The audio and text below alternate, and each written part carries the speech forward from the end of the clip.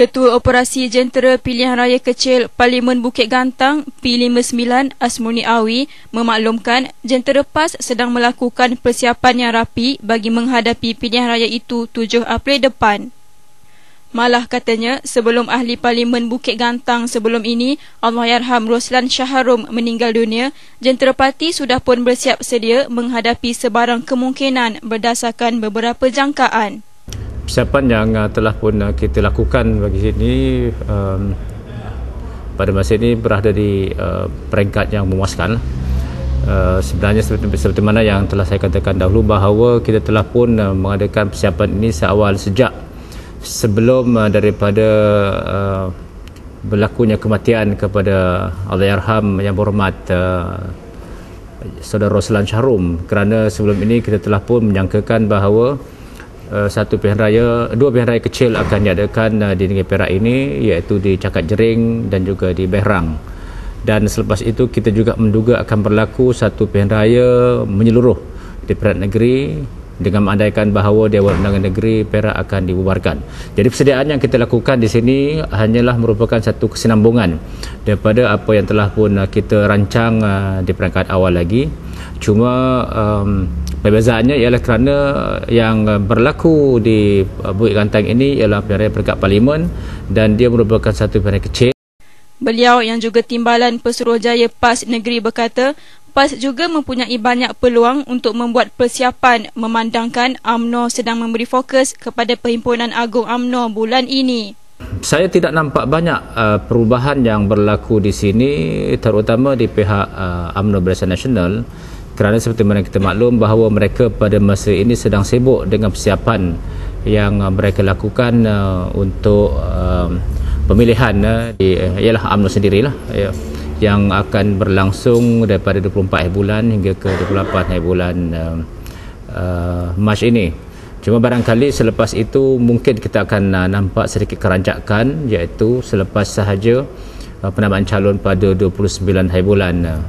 Yang kita nampak sekarang ini persiapan biasa, kedua pihak memasang bendera, lama-lama parti dan sebagainya lah. Tetapi di pihak PAS pula memang kita sedang membuat persiapan yang rapi.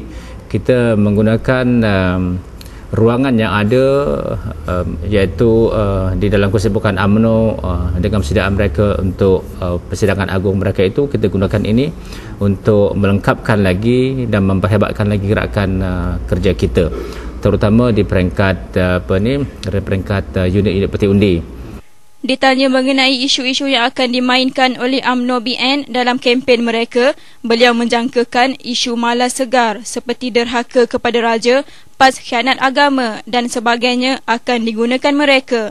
Kita telah menjangka bahawa pihak UMNO Barisan Nasional akan memainkan beberapa isu yang berkaitan dengan Negeri Perak ini. Yang pertama, mereka akan memainkan isu derhaka kepada Sultan dan Raja.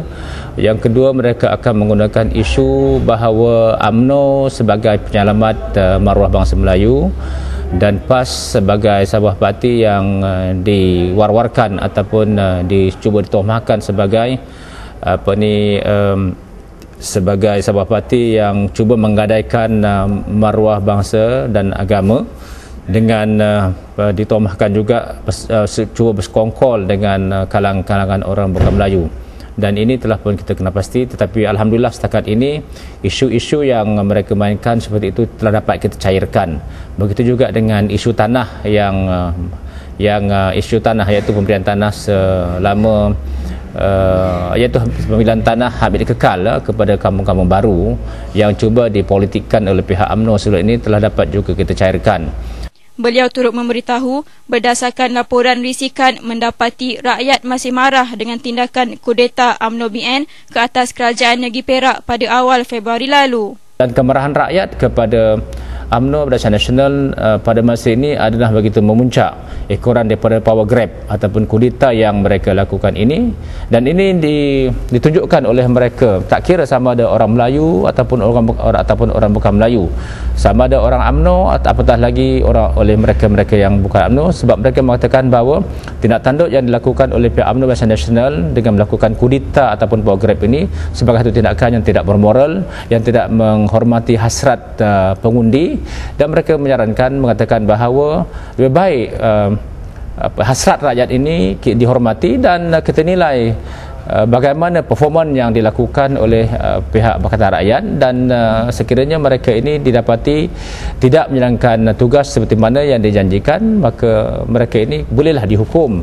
di dalam pilihan raya akan datang. Beliau berkata demikian ketika ditemui di Markas PAS Negeri Air Kuning, Taiping, Sabtu lalu.